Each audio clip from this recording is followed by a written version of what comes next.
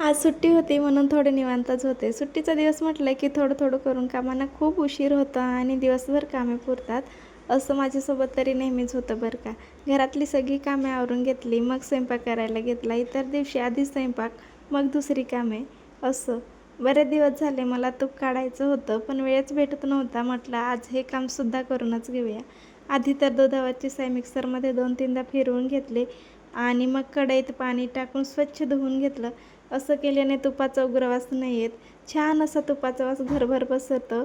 एकीकडे तूप काढायला गॅसवर ठेवला आणि म्हटलं चला किचनमधली कामं आहे ते सुद्धा पटापट आवरून घेऊया. मिक्सरसुद्धा स्वच्छ असा पुसून घेतला आणि भांडी होती थोडीफार तीसुद्धा घासून घेतली आणि आज मैत्रिणी ते सुद्धा येणार होते म्हणून त्यांच्यासाठी छान असा चिकनचा बेत केला होता. वाटणाची तयारी करून घेतली आणि रेसिपी माझ्याकडून शूटच नाही झाली.